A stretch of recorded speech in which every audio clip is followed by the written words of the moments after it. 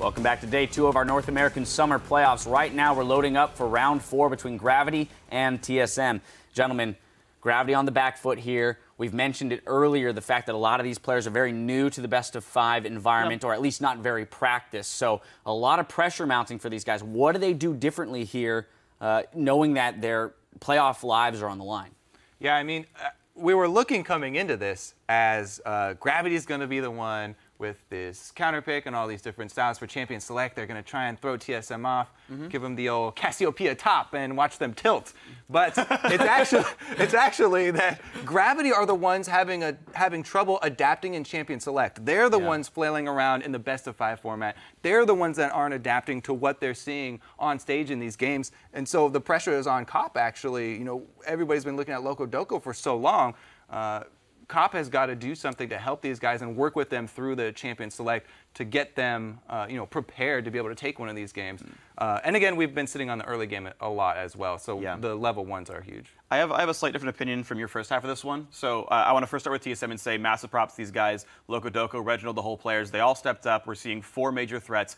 Super awesome to see that. Massive props to TSM. I can't say that enough. On the Gravity side, though, I think they have made some adaptations that I think, if they worked, would have been really clever, right? In Game 2, they go Elise instead of Evelynn, and they get the gank pressure, and they hold down the Olaf, and it works. They let TSM play the comp and find a way to beat it. I thought that was cool. It worked, right? They won Game 2. Game 3, they pick an entirely different comp, saying, engage the 4-on-4. Let Olaf split push and dive the team before Olaf shows. He's not a very good reactive threat, right? He's got to be at the beginning. So make him TP late, kill the team. If they didn't screw up the level 4 tower dive, that would have been beautiful. And Gravity probably wins Game 3 as well. But Move as an individual goes the wrong way, walks by a pink ward, sells out his team, and they get screwed up because Move goes the wrong way. I want to see the games where Move makes the early ganks happen, and the comps probably look fine from Gravity as a result when he doesn't make mistakes. So either way, though, the argument would be that if Gravity's going to be headstrong in picking the way they're picking, they need to execute better. Yes. Or, as Kobe mentioned, you need to find another way, perhaps an easier way. Maybe an easier way, and that's a valid point. Yeah, it just makes it very difficult to execute. That's totally fair. That's totally fair. All right, well, there's the man on your screen that might be responsible for the win if they're going to get it. Cop, we'll see what he's got strategy-wise. We're going to throw it over to our casters to get us into Game 4. Thanks, Dash. As always, we're ready to get into Game 4. Let's do it. I'm still here with Chat and Aiden. We're about to get this game going. Cop and Loco Doco, like they were saying, the last final touches for the teams, whatever they can say, and hopefully give them a bit more of their energy. Yeah, just like you did to us. Yeah. I feel infused. It's honestly Gravity's time to adapt again. They need to be able to adjust to what TSM is throwing their way. I think the pick and ban adaptations went heavily in the favor of TSM back in Game 3, but now this whole illusion of Gravity being amazing on the red side, well, unless they were going to use it for a keen counter pick, not just picking Orianna, the generic mid laner in the last pick, maybe they're better served to going on blue side. Then at least they can get their pick of the litter with that first pick. It's so strange because coming into playoffs, Lulu has just jumped up the list of how prioritized she is for mid laners. People just want that safe lane, and to make their top laner have priority in fights, make their bottom laners safer.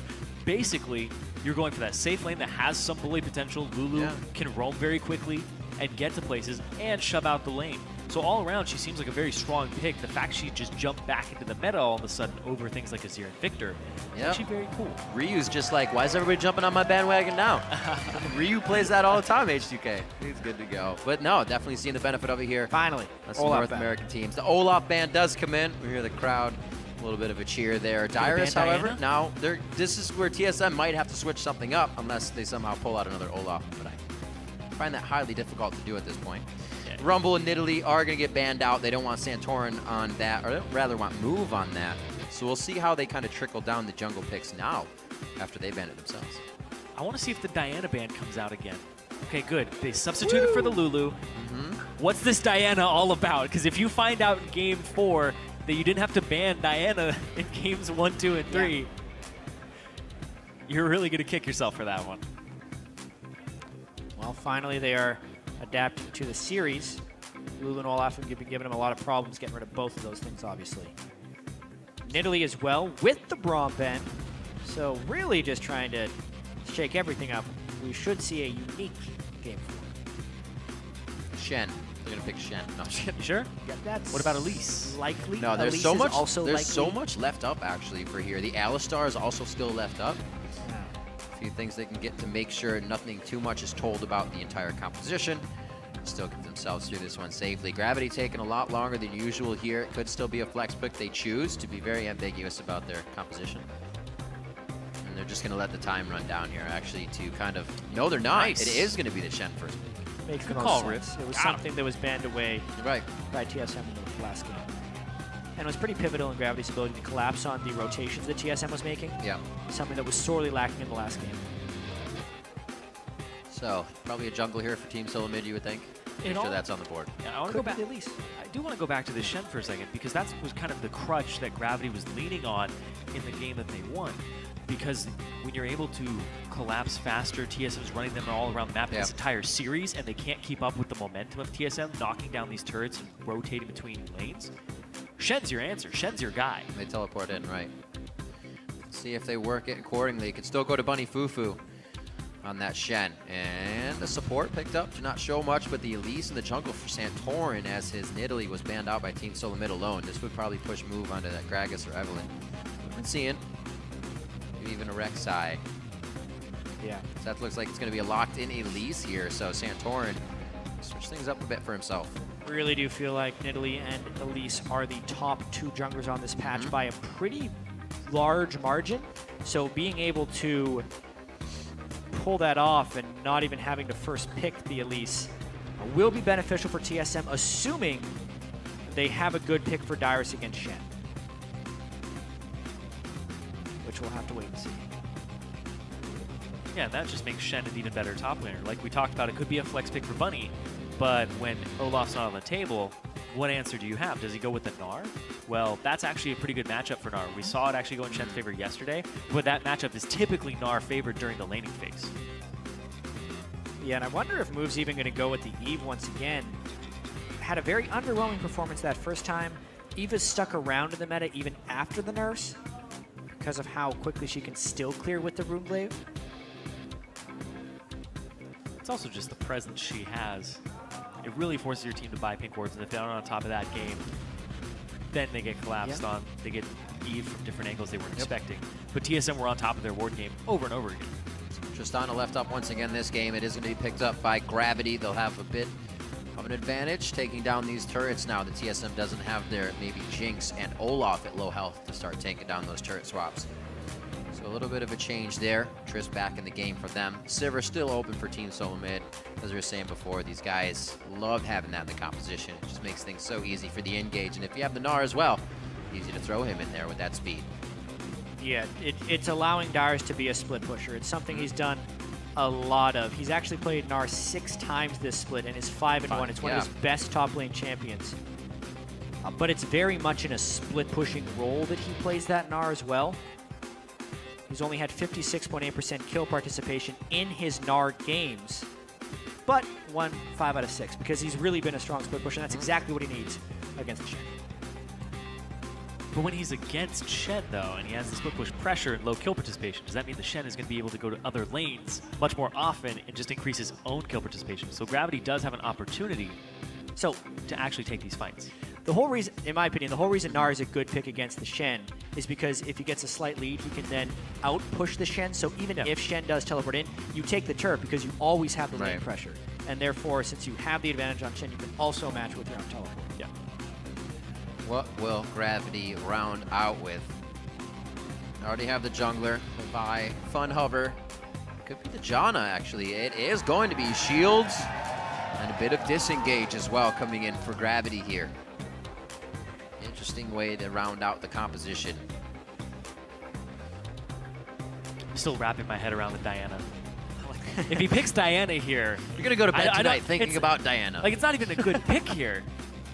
So, against Urgot. Yeah, against Urgot, against Shen. You don't have enough damage to blow up anybody when there's a Shen on the enemy team and you're playing Diana.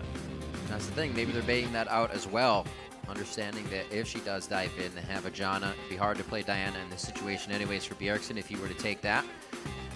20 seconds to lock in a final member to round out a composition that looks like it wants to get on you pretty quick. What can Bjergsen throw into there? Victor's still available here. for him to go to something easy. Also, he couldn't really put a cog in. Not enough protection there.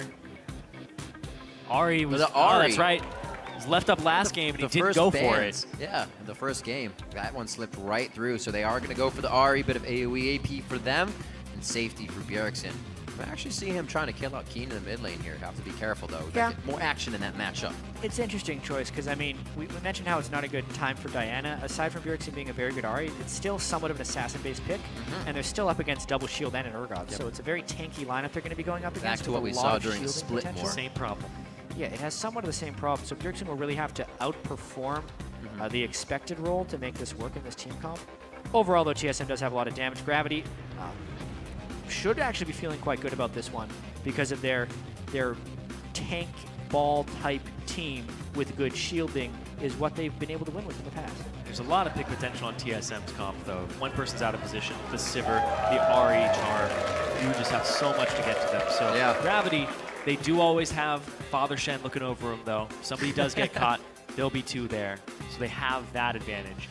So if they can keep track of Evelyn on TSM's side, they will always know when to take these fights. We see Cop and Loco Doco taking their final steps to the backstage, possibly the very final if TSM are able to come out with a win here. And you know the deal now. Head over to Twitter. Tell us who you think is going to take this, how you think the series is going to go. It could be a win for TSM. It could be Gravity keeping themselves in. Just tweet at LOL Esports with the hashtag GVWin or the hashtag TSMWin. And as always, those will be tallied up throughout the game. The crowd is ready. Went a lot of games into the Silver Scrapes for Europe. Can Gravity make that happen here in North America? Can we get a Game 5? Is Gravity ready for the long haul for their inexperience in best-of-5 playoff matches where TSM is a veteran? And TSM looking to keep that veteran status going into the playoffs. They've made finals every single time. And Gravity, they're looking for their first semifinals ever. It's going to be tough. Chronologic Gaming after this. They will have to fight. We saw yesterday, Impulse will be going up against Liquid. That should be an interesting match for them as well. Yeah. What's Impulse against CLG? CLG, right. Liquid I was thinking, I switched the brackets in my head. Yeah, the from winner top of this to bottom plays of the way they were Liquid. played. You're But correct. how about that Madison Square Garden, though? Yeah. Don't want to mislead anyone. Madison Square Garden is for the finals. The And finals, third, right. fourth place. Because there's a third, fourth place match, the semifinals will be played here in LA, and the finals and third, fourth place match will be playing in Madison Square Garden. But a win here basically secures their spot at Madison Square Garden because it's guaranteed top 4. We've heard what that means to the players in the teasers, the trailers that have come out. That is a huge spot, a big stepping stone, as Alltech said, to continue moving themselves on. It definitely proves what they've been trying to put out to the fans all season long, and that it's that they can make it and they have the potential to keep going. See pretty much the same start, not as deep of wards being allowed to put in here with a kind of line of scrimmage wards being placed by TSM. It's actually very different because Gravity have only placed down 1 ward in this entire first minute As I said and a half that, I of the noticed game. how far they hadn't got in. Huh. Why would you save all your trinket wards? Until a minute and 50 seconds. Very frugal. It's very curious. I only do that when I think somebody's going to invade me, and then when I'm doing my buff, I slap it over the wall, make sure they aren't there. But what's hilarious is the one ward actually sees the person that's invading them. Worth 100% value ward. 100% ward participation so far. Very well done. Making everyone count. Yep. Back down to the bot lane. Turtle looking to put a bit of damage on the lane before they get CS in, causing Bunny Fufu to go ahead. Chug down the Biscuit, and we'll just see Move and Haunter together here until Haunter can get back to the lane by himself. Double jungle on both sides. We'll see what the difference is here between the teams, because it shouldn't be as the same of a start, I should say, between last game. And the fact that there aren't lane swaps going on, we have to look at the power of the 2-on-2. Right. The Tristana Janna lane is the lane that's pretty much the best demolitionist lane. You have the Tristana to just put the explosive charge on turrets, but then the Janna shield on top of it just enables her to burst it even harder. Yeah. And I see at least early on in the game, the Sivir Alistar lane is pretty defensive. It's short range Sivir. Basically, Alistar just plays linebacker. Overall, or offensive lineman rather. Overall, I think the fact that this isn't a lane swap game heavily favors Gravity. Only because they were getting outplayed so hard in all the lane swap situations, they just straight up couldn't keep up. And now it's a more neutralized setting. No one's getting a big lead on either side. Yeah. And Alltech and Bunny Fufu can try and go to work 2v2 where they have an edge on Wild Turtle and Lustboy, both in champion select as well as their play throughout the split. Yeah, the laning phase as well. the aggression towards Bunny Fufu and Altec. Seems like that communication is definitely there. Nice hits by Haunter onto Dyrus. This is good focus. Another situation where we could see Dyrus going down under his turret if Move decides to get up here when he has the chance. We already saw that happen going in game 2. Big reason Gravity was able to keep themselves within that game. It's not even if Move shows up either. Because he's Evelyn, you always have to think about, could he be inside brush? Yeah, is he right next to me? Exactly. Is he coming around the turret? So you'll usually see the lanes of TSM play a little bit further back than normal unless they have an escape tool available. Mid lane, not too much in favor of Keen, but he has stopped Bjergsen on a few minions per each wave coming in. Ricochet's keeping Wild Turtle a pretty good distance from his turret. And in range for maybe Santorin to sneak in if he wants to. Not anything they're trying to get going there at this time of the game. Just 5 minutes in. Very safe, except for Move. Or I'm sorry, except for, yeah, Move, I should say. Move taking a few risks, getting the deep wards in. That was actually cute by Wild Turtle. Walking up to the low HP creep, spell shielding so the explosive charge AoE damage gave him mana back. Actually, yeah. Very nicely played. Usually playing against the Caitlyn or something, you got mana batteries all over the place. But definitely good to keep in mind when you can get that mana back. Wild Turtle doing so. Doesn't really have to worry about hooks or grabs in lane, so he can easily use those to get himself some good resources. No potions yet used by the AD carries here. Does it again, actually. It's so important to keep your mana up in this lane, though, because you're throwing out boomerang blades and ricochets constantly up to or against what Altec is doing is just passive. Yeah. Spending no mana to push the wave. You have to keep up. So doing that is very crucial to actually stay even. Yeah. Interesting play. Definitely never seen that from a server player before to take like explosive charges. Yeah. So. It's also somewhat dangerous because you're basically walking into auto attack range. If he auto attacks you, he gamed you. Yeah. Boomerang straight through.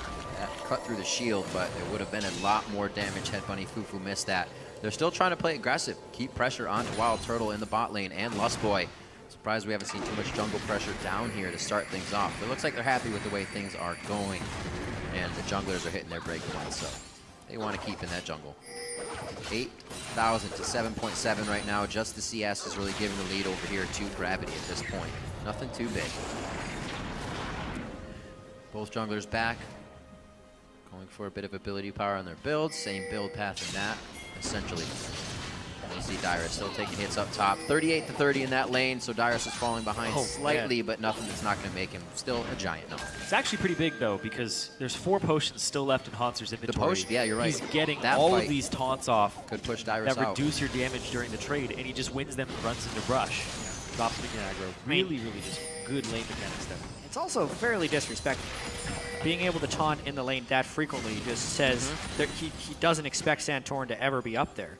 Finally, though, Santorin is there, and the ward is in the spot. Instead of coming through the lane, since the lane is shoved, Haunter is able to stay pretty safe right there. Santorin could have done a bit of a sneak attack, but does not do so, and all the time is for naught. Pretty close there. Help him shove it out. Looks like they won't, yeah, help him shove it out. Looks like it won't matter. Haunter stays safe on this one. Let's see if they get Dyrus a ward, actually. He may just want to back if they can get this up to the turret so he can get himself some items. Yeah. Leaving him in this lane for longer seems like a bad idea. Out of potions. He's going to lose that war over time. Give him some shove, give him some attention. You see Bjergsen running up top. Urgot with the lack of wave clear. Very exploitable in that sense. But look at this, they make a play down bottom because they see that.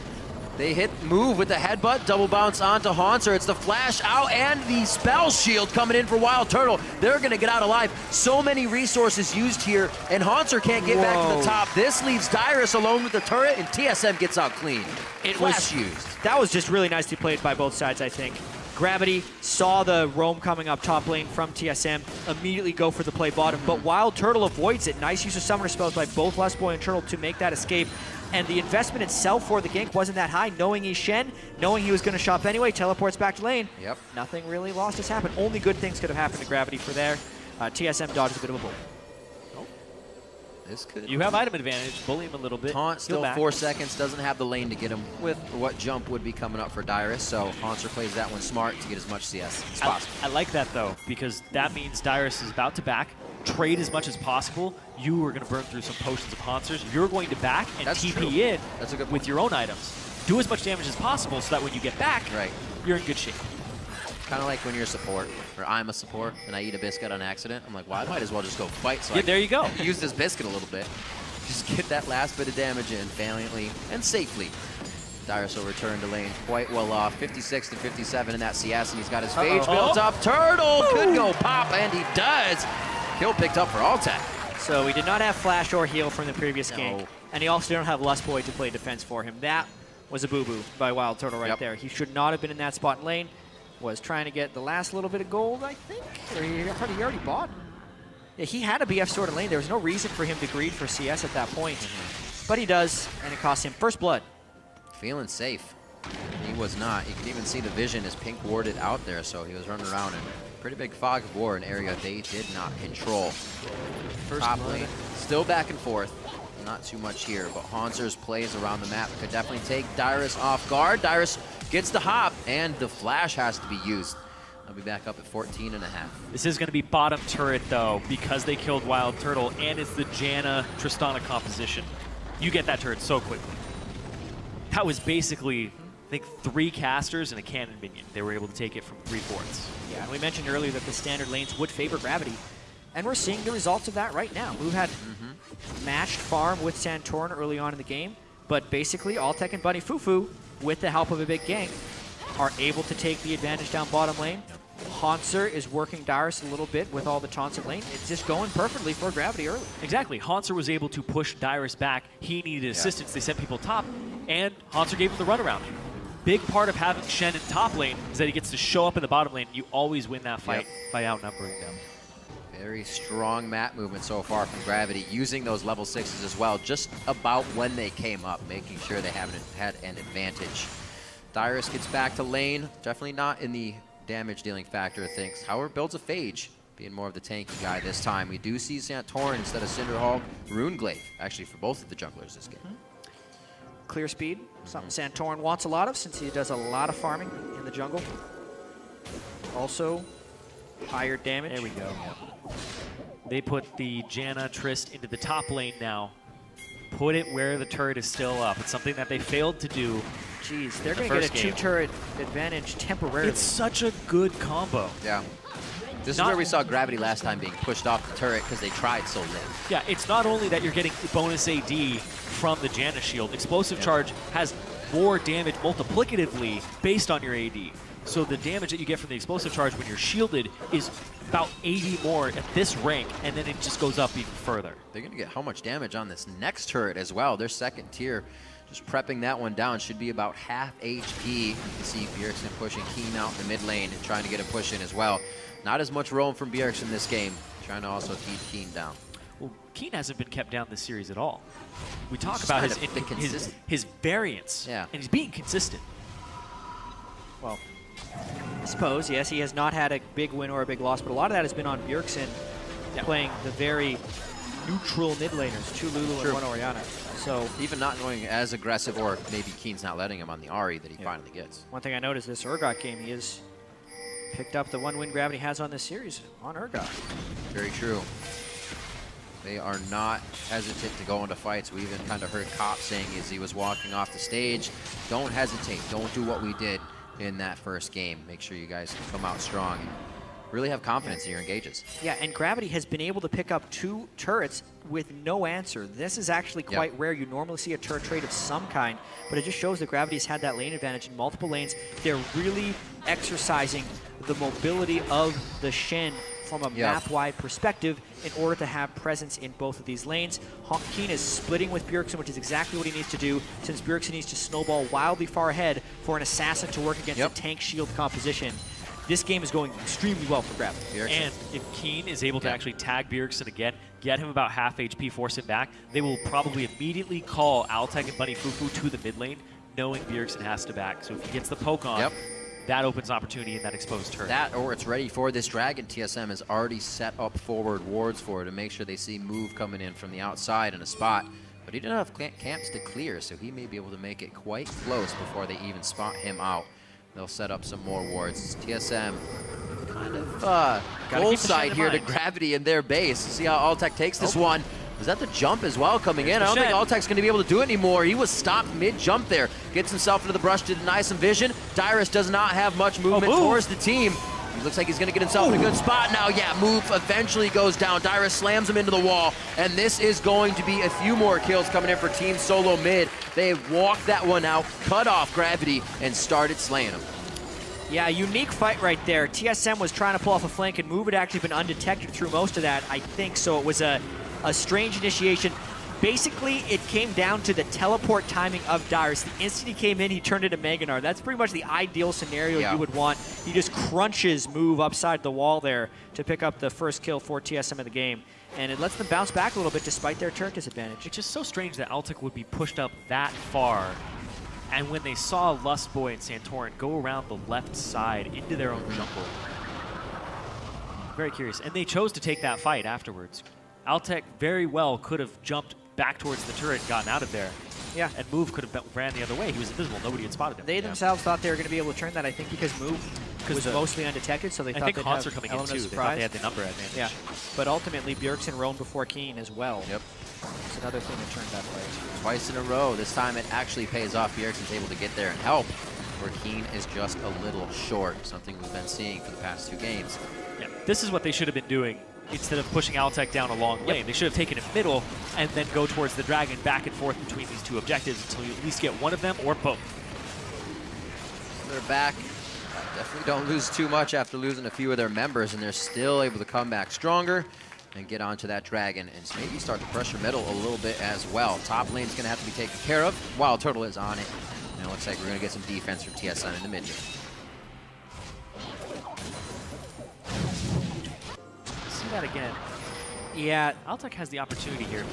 That's only the explosive charge. They're not going pretty far So back. he still has his jump. So he didn't jump. They burned the Sivir ult up on the top side, so that's why I think Gravity thinks they can win this Wild fight. Turtle's half HP as well, but they catch Move in the brush. Pretty random occurrence there. That you check around, you find the Evelynn. Well, Evelynn had already revealed herself because he'd aggroed Wild Turtle early on. So basically, Move was just trying to hide away from the Ahri. The pathing from the Ahri versus the Urgot allowed Bjergsen to reach there a lot sooner. It should have been called off. Most likely. Hindsight 2020. Yeah. Doesn't mean I can't call it out. All right, so Dyrus, Olaf or not, he's going to go ahead and just build a Black Cleaver again. He's still going to try to carry from this Gnar position. Leave Lustboy as the tank, let him do things that tanks do. Yeah, he's got the 40 CS advantage. He's in a position to split push with the kill and assist over Hansard. Especially if you're not kind of expecting that. Obviously, they can see his inventory, but now a Sivered up Gnar flying through the fight, able to just jump over the team and get to that back line. There's also a really well-timed teleport from him. He had Mega Gnar. Yeah. There's a few of them that he has been come up big on with those teleports. Quadra kill of last game to be in the right spot at the right time as TSM was able to get that Dragon ace. Slowly back and forth. The 2 kills they just got are the only 2 of the game. 2-1 so far. See if Dyrus can keep himself going. He's participated in everything at this point. Sight stones, not on both sides. Double sight stone for TSM here. Gonna start being able to control the map, but that's not gonna stop Move from buying a plethora of wards and setting them out, as you can see. Good deep wards. Yeah, Move trying to make sure he keeps his combat effectiveness this game. Maybe an Abyssal Scepter instead of an Aegis early on in this one. Although the Aegis will be just as valuable. They're gonna have to probably build it on Bunny Fufu. Or even Hansard. Hansard's built Banner of Command in the past. That would probably serve as a purchase. I think he touched on the Rune Glaive as well for Santorin on Elise. Full AP build going to be coming through here for him this game. Just being another threat. It seems like Move identifies that and starts to build some magic resistant Already has that Haunting Guise ready. TSM is ready to get into these fights, it seems, once those last core items are finished up. Just 2 of them, and they're going to be extremely powerful. Bjergsen already past level 11. They're just waiting on that for a few more members. Actually, not that they even spiked that hard at 11 across their team. And while everything else has been happening, Dyrus has a 50 CS advantage on Hansard, and you're really seeing the power of the Gnar against a split-pushing Shen right now. 2-level advantage plus the Black Cleaver, so he's shredding through the Sunfire Cape armor quite easily and basically just solos out that turret, cutting back the disadvantage that TSM had. prior. Also an upgraded trinket. Dyrus is really good at this split push Gnar. He gets the upgraded trinket, gets the deep wards on the side that he's going to be split pushing, and then just bullies the guy who they send for him, generally staying pretty safe as well. We'll see if he can continue to execute this properly while staying safe. Yeah, he has so much ward coverage in that jungle that's placed down for him, and he has trinkets still in the bank. He's going to be safe for a while. And if they send 2 people to deal with him against Dyrus, and that's not something we're always saying. A very different team SoloMid here in the playoffs, and they said it would be. That is what Bjergsen stated in the trailers. That's what LocoDoco said when I interviewed him earlier today, is that things are going to change. We may lose one game to something tricky. So far, so good for that. Gravity still has a very good chance in this game, though. It has not gone either way too much, but Team SoloMid is looking to take control very soon. 2-minute Dragon could mean a big fight. Hauntzer better watch out. He went in for a taunt. You can't duel Dyrus anymore. Hauntzer had to flash the boomerang to get out of that one. Dyrus nearly with the solo kill. Yeah, it's not the same matchup that it was a moment ago. Dyrus has been a top performer for TSM this series. Huge improvement he's had. Watching this again. Yeah, goes in for the taunt. Yeah, I made a huge mistake. But I'll make it again. Walks up, tries to make the best of it, but no. Dyrus still, like, he even had transform there too, so he transforms, make sure he doesn't die off the turret shot. Looking at the items again, Bunny Fufu. After Sightstone and Moby Boots, Zeke's is going to be the item coming in for him. He didn't get to complete it on his Thresh game. So he's looking to enable Altec to do as much damage as possible. If you can blow up this Ahri, who's not going to have his Zonies for a very long time, and it's going to be a squishy Elise at all times too. I love Zeke's Harbinger. I feel like in most games, if you have an Infinity Edge AD carry, you want it. You want it somewhere in your builds. Even if you don't have an Infinity Edge AD carry, it's still very, very, very strong. Yeah. See if Gravity can get in a position once that item is created to use it. Right now, Altec staying safe. Dodging out a bit of Bjergsen there as we saw here, and it looks like both teams starting to group. Dragon on the plate. Who is it going to be served up to, though? TSM would obviously love this fight with the wards they have up. Almost a few members to pick off, but they still have to respect the push mid. Yeah, and a lot of this fight will have to do with the prep from the top laners. How poked can Dyrus make Hauntzer, and how can he manage his Rage Bar before the fight as well? The ward coverage is more even than it has been in the past. TSM has that one nice spot of vision right in front of the Dragon Pit. It's going to be, this is kind of the deciding moment of the mid game. Oh, blue buff up. They can't really do anything about this. Dyrus has the pink ward down, absolute control of it. They're all back so far away, so they're basically just giving the Dragon up. They're items ahead as well. They don't want to make a mistake, but it seems like they can just roll through one of these fights. Oh. If they are to engage TP it. to the bottom side of them. He has flash. Is he going to go for it? No. Oh, misses with the house. Oh, it's going to be jumps out. Whoa, Lustboy over the wall. That's going to be the house hit, and Dyrus picks up another kill on the game after TSM continues through. They persevere for that one. Move way separated from the rest of his team. Did not need to be in that specific spot, but it allows TSM to pick up a kill on a very late play they made towards Dragon. Yeah, I think TSM was the advantage team if they were able to get a clean 5v5 team fight right there, but they give up a ton of ground to Gravity. Gravity up 2 Dragons to 0. TSM with pretty golden. Oh, Lustboy looking for a plan Altec. The crowd control train coming down the path. Altec's able to jump out of the way just at the last second to get some big damage missed. And Bjergsen's coming up on the other side. Spirit Rush already used quite a bit ago, so he's picking these up with regular spells. They're going to be able to drop Hauntzer. Too many members of Gravity split up now as TSM is making their way through the jungle.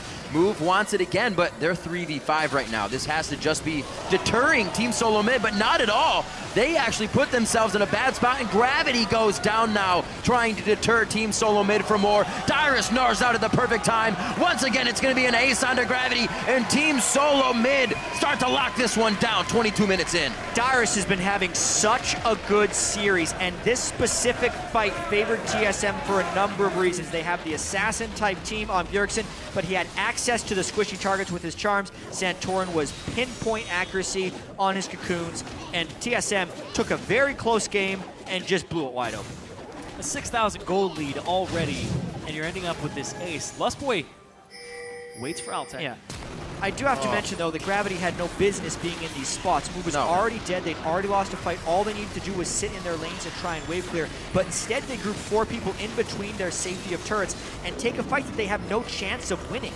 Like, unless they're looking for a pick in that situation, which they shouldn't be in that spot. And we talked about this composition. It is a pick composition. You have a Sivir who's going to get you when you're out of position. You have an Alistar who's going to punish your positioning. Ahri and Elise. Great double pulverize there by Last. So many things working out right now. Dyrus as well, the right spots at the right time and understanding what he can do with Gnar, how much longer he can be under the turret, and just timing things well with the ultimate. Looking at when they came into this game for KDA, 72, 45, and 126 for Haunter, or 124. You wouldn't think that Dyrus would be the one getting the kills, because Dyrus was 38, 39, and 124, almost even in kills and death. But Dyrus is completely outshowing Haunter throughout these games, and it wasn't something TSM was letting him do. This absolutely seems like they're allowing him to kind of go with his own game. A lot of it just has to do with what types of team compositions they build. So much of the numbers that TSM had during the regular season were self-fulfilling from the champion select. They were picking Bjergsen onto the only champion that could conceivably do damage, and then playing completely around him. Anything Bjergsen could do, he's the only playmaker. Yeah. And therefore, everyone else's damage numbers on TSM look pathetic, because they were, since no one else on TSM was doing damage. And now they're picking more well-rounded team compositions. Dyrus also getting a lot of gank assistance, and now they're just picking up everyone. And look, Bjergsen only comes in at the end of that play. That was a play created by people who were not Bjergsen, and it's ultimately what any team needs to do to succeed, is have multiple threats. You're talking about having multiple threats. Santorin is now being able to play threats in these series. He was always on the Gragas, the Rek'Sai. 14 out of his 18 games, he was playing those 2 champions. Now we're seeing him on Nidalee, we're seeing him on Elise, we're seeing him on these S-tier champions that deal a lot of magic damage, which in turn actually enables Dyrus and Wild Turtle, because if they're playing these physical damage champions, they aren't being counter-built. Nice little counter push by Gravity, I have to mention, though. Once the Baron goes down, using Triss to definitely demolish those turrets very quickly. Doing their best to try and make it to the next one, but the Baron empowered recalls give TSM a bit of an edge. Oh, he exited back. Wild Turtle staying for the turret. Quick choice from him, who will back on the side of Gravity. It doesn't look like anybody's taken to it yet, but Move is just on the side. I think he'll probably show himself to push Turtle off. He's not actually seeing the taunt from Haunter is going to have to cool down on this one now. And they may actually be able to get him in range. Turtle's wards keeping him quite safe. TSM could make a lot of moves here. I don't think they're going to be able to, though, as it's just wave cleanup. They're not going to be able to push anything in their favor. Yeah, Haunter not that strong. Not that strong at all. Very behind this game. The first pick shed getting counter-picked by TSM. So there's that Zeke's. It is finished. Up onto Bunny Fufu. We'll see if it's coming to play for these guys once they get into those fights. More unlikely now that they're down 8,000 gold. Also, the full physical team by Gravity. They got away with it before. Yeah, putting all their eggs in one basket seems to hurt this time. The magic damage from Evelynn is also decent, but I don't think it's the same level that they're able to provide with the Elise. With the Baron buff. Without a care in the world, Dyrus just toying with the front line and back line of Gravity right now. Able to do whatever he wants with where he has put himself in this game. 4-0-3, 7 out of the 9 kills he's participated in. It looks like they're setting up for one more. Lustboy got it. He's trying to rinse and repeat from the same location. Does not look like Gravity even wants to leave their base now. Rightfully so. Yep. You talked about how last time their double AD composition worked out, Jat. Well, they fell behind this game, and a Baron's already gone over to TSM. Basically all the elements that counter it. Yeah. Limited fallback pattern for them with such low wave clear. Because to heavy wave clear team for TSM, easily rolling into the base with this Baron. And it was a lot different when TSM stole the Baron last time as well. Oh, they weren't pushing the inhibitors just yet. Gravity still had some space and breathing room to work with, but not this time. Move. Every time he's in the eyes of Team SoloMid, he has gone down. We talked about it from game 1, that he made a few ill movements and went down as well. He just hasn't been positioned correctly with the team so far, and it's definitely costing Gravity. It was something near the end of the split, too, that we saw a move going on these champions by Evelyn not having great games, and he's just having another poor game when they need him most. Well, it makes it hard against Shellbearer's right, playoff Dyrus. He makes things a little bit more difficult from wherever he pulls this energy from. Maybe it's all the fans. He did say he still always enjoys to play for the fans, and they have been cheering quite loud for him today. Yeah, well, he's deserved it. Dyrus has played very good games. Fantastic. Few little missteps he's had on Olaf in the previous games, but by and large, one of his best performances that Dyrus has had in a very long time. The most experienced member in the North American LCS, still right at the top of his game. Interesting to see that confidence come out of his that champion as well. And he was the guy that after MSI realized top lane needs more priority on it. Top lane needs to have more resources put into it. He started grinding solo queue extraordinarily hard, climbing the ladder. I think he's in the top 10 right now. But, not that, he's caught right now, but he's still going to be fine. He just has so much. So much gold. There it is, the Kansas City Shuffle. He should be all right. No! He's like against the ropes. It's another punch. 1-2. He gnars out. They're going to throw in the towel, but no, Dyrus stays alive. No towel to be thrown. 2 kills already. Ultek and Haunter is down. Buddy Fufu quickly follows, and Dyrus squeezes tight. He's still alive. Oh, an unfortunate pause, our first of the series, right at the moment where he gets the huge one. We'll find out what this is about. Or will we? Or will we? They're unpausing right now. It's unpaused. Or will we? All right. Or will we, John? Needed a moment to Everything got quiet. moment to breathe. Everything is okay. Playing again. Going for it. Looks like TSM. We're back in the game. They might be ending That the should game. be the game after that. Dyrus with a bait right there. Huge tankiness.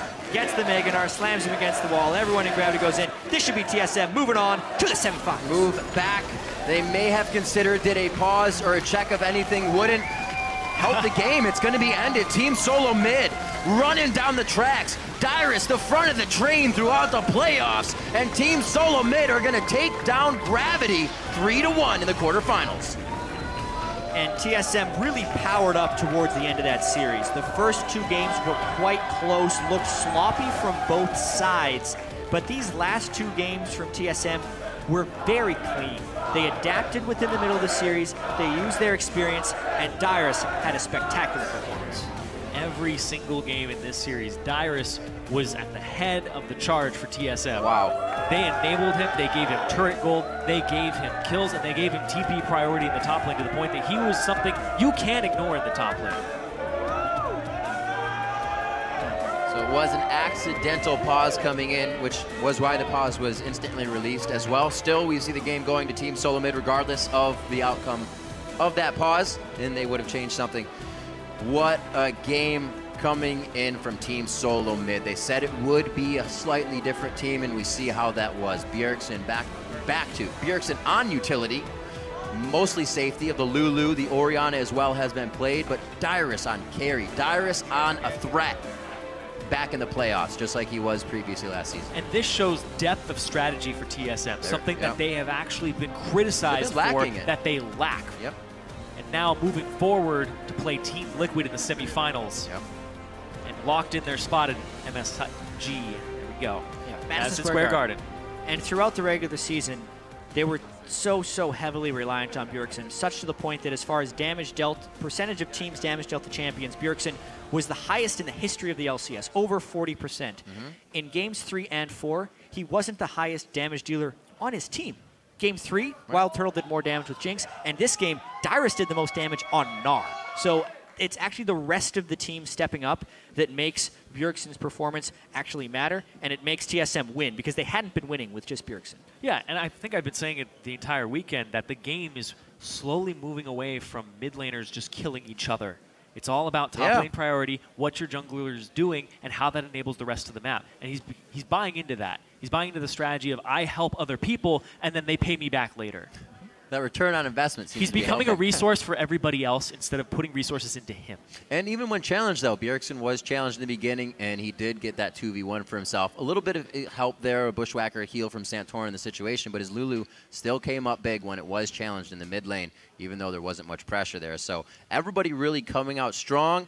Turtle played very well in his positioning. That's been criticized a lot as well by the community and by the team itself of Team SoloMid, TSM. So everybody really stepping up here for the playoffs, but it's a run that has to keep going.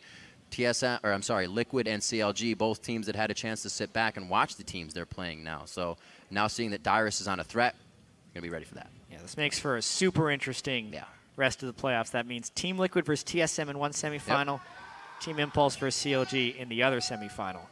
And, oh boy, that's a lot of stuff. I mean, TSM, there was a fear that they would not be able to make it to Worlds because they had the most championship points coming into this. Right.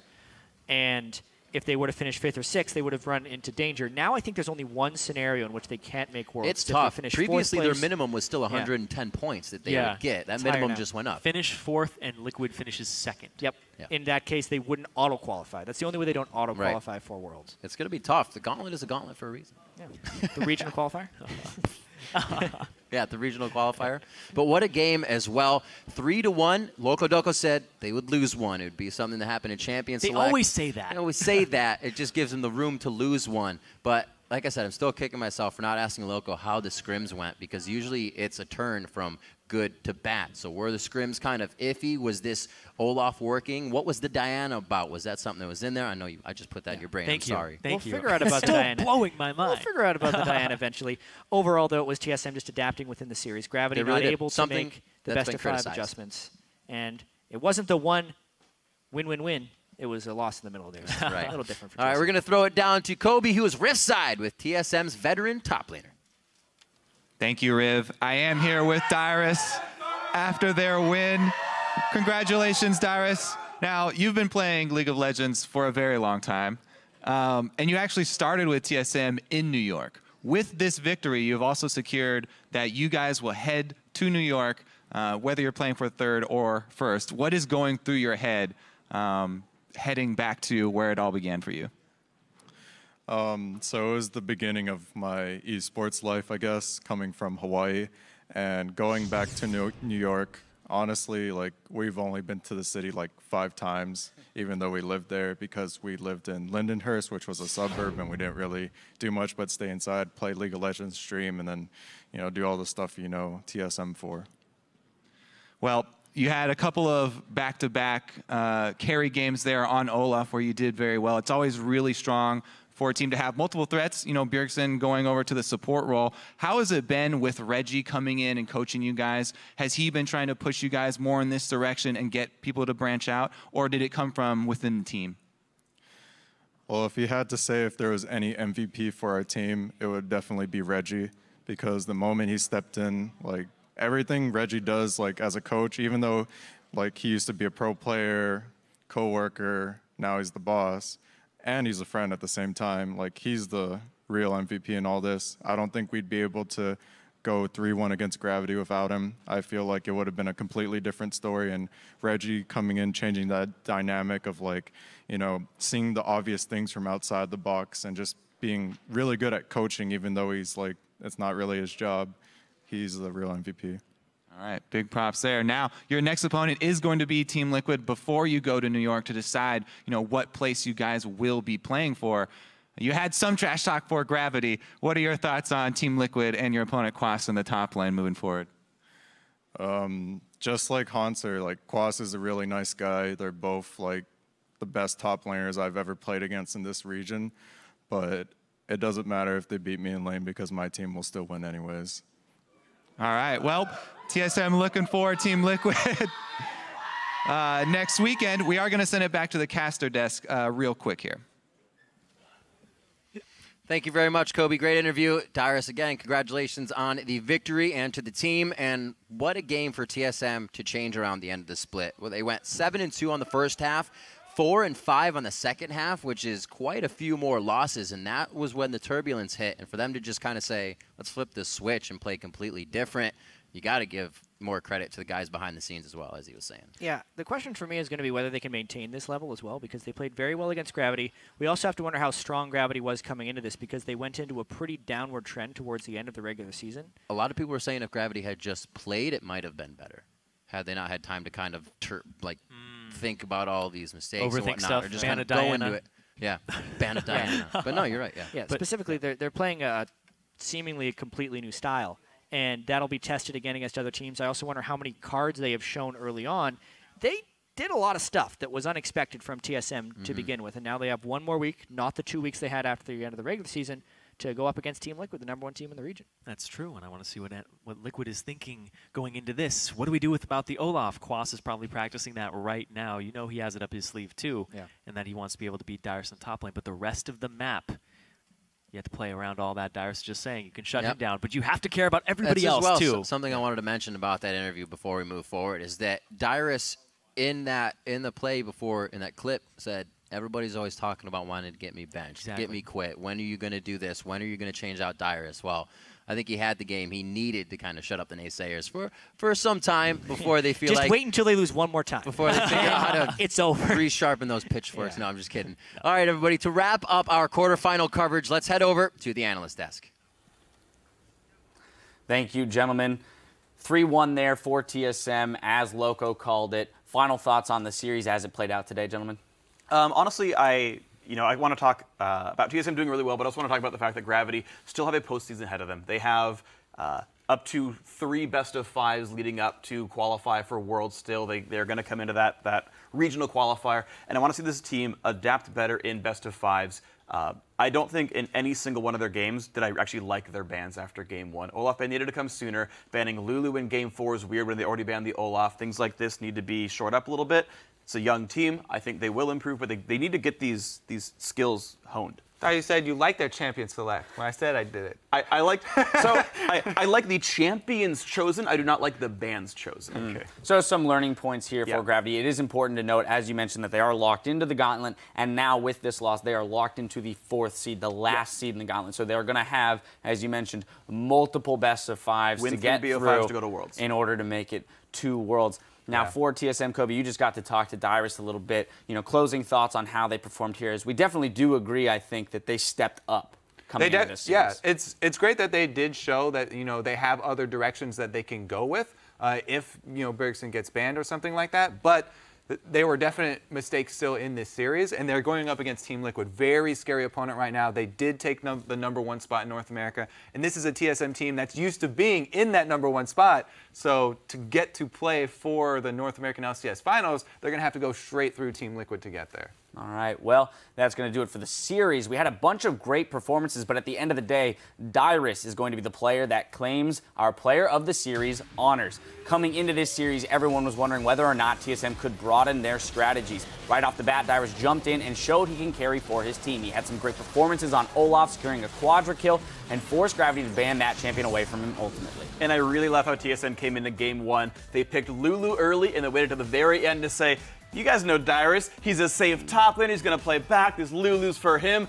Just kidding. Bjergsen's going to make Olaf, the carry here. And it was so beautiful to watch. I really, really, really liked how Dyrus played this series. And that being said, Bjergsen did a great job with the Lulu pick there. So all around. Yeah, Dyrus mentioned it in the interview there. Even if I get beaten lane, he's so confident in the rest of his team's ability to carry. Like to point out, too, the fact that when that Olaf ban came through, his Gnar play, fantastic. Didn't drop a death for the game. And the highest damage in the game. It's been one of his best champions all split long. All right, well, congratulations to him on that. Now we know both of our semifinal matchups, so let's pull up the bracket. TSM have won their way through the quarterfinals and will face our #1 seed, Team Liquid. Also advancing is Team Impulse, who have the honor of battling #2, Counter Logic Gaming.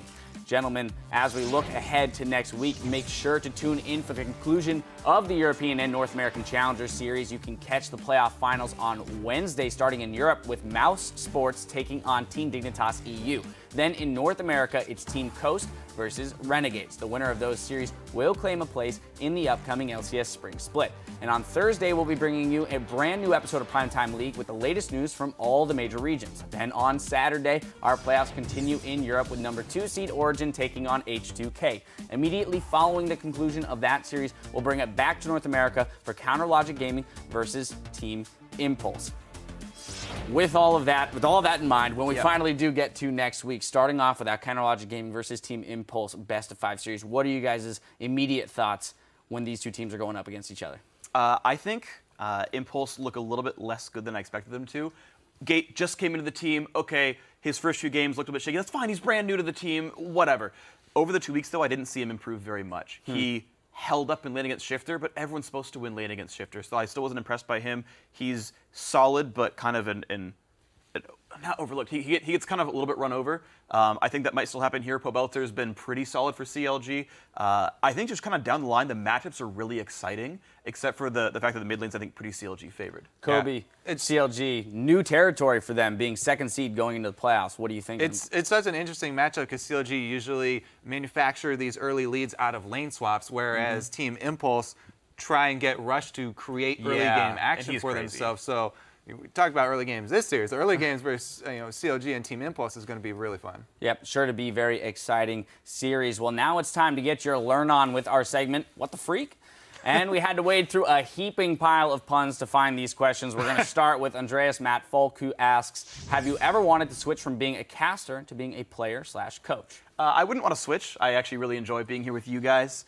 And casting the game is a whole bunch of fun.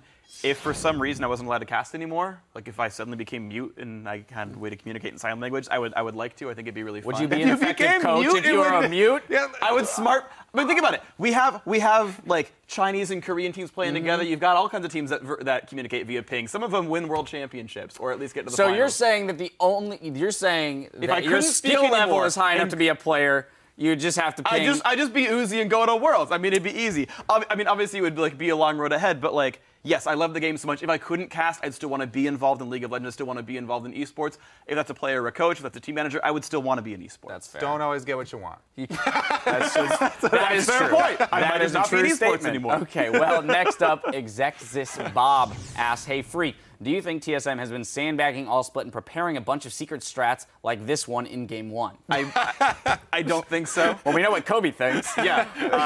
No, I think this was a really solid 2 weeks of preparation. The players improving, the team improving, doing a really good job. Especially because if you're going to like hoard onto strats, you wouldn't hoard them for a quarterfinal matchup. If you think you're that good that you're going to save stuff, you'd save it for the semi. I do think that TSM would, in this series, use as few new strats as possible, but they didn't have these things like 3 months ago. Maybe there's more things they know, maybe there aren't, but I guess kind of a mix of both sides of that argument. That would be some epic sandbagging. Have this twist just prepared for TSM Legends. Get 5th place, whatever, drop a game, but just kidding, guys. They re-released the season, like the week 2 footage of them, like, lose this game on purpose, guys. Right, you open yourselves up. Lose MSI, the international competition, and just get crushed, embarrass them. All right, well, there you have that. All right, next up, Fist of Wrath says, do you prepare your puns ahead of time, or are you a natural? About 90% of the time, it's on the spot. The most recent pun I delivered, the muck Pokemon pun. So Riv said running amok, and my brain said, oh, a muck, that's a Pokemon. And so I Googled, like, what Pokemon type muck is. It's a poison type, by the way, in case you were wondering. And then the thing is, I didn't plan on saying it because, like, you started saying other things as we introed into the game, and it was whatever. And then I just with the plan next time. Your body didn't let you. My mind was telling me no, but I ended up saying run amok, and before I could stop myself, it just came out. And I was like, well, that just happened. I guess I said that one. So, but I mean, by and large, it's like on the spot or within like 2 minutes. I think we can attest to the fact that Freak does not plan the majority of his puns. We have to endure them day in and day out. I do know that he does save good ones when they just come up.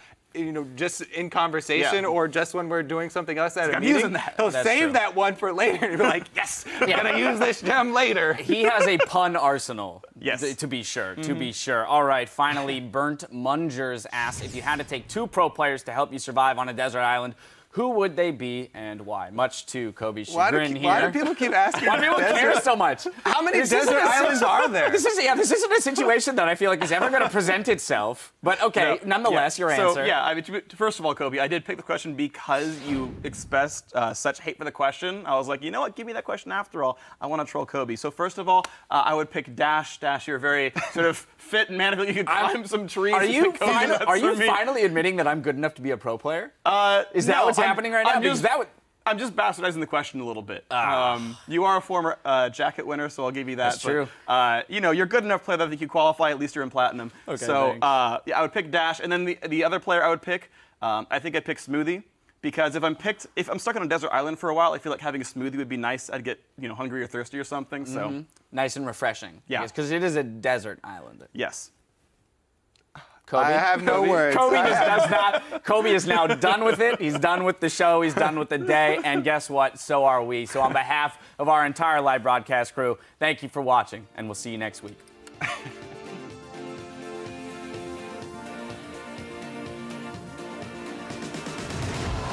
quarterfinal number 2. Gravity versus Team SoloMid. Jump in by Santorin. He goes down immediately. Can't really figure out which target he wants in the beginning. Nice. He knocks back Lust Boy. Very big, but Dyrus is around the wall. He's actually going to use Ragnarok to get himself right out. Everybody dodges the hook. 3-0. Pull up.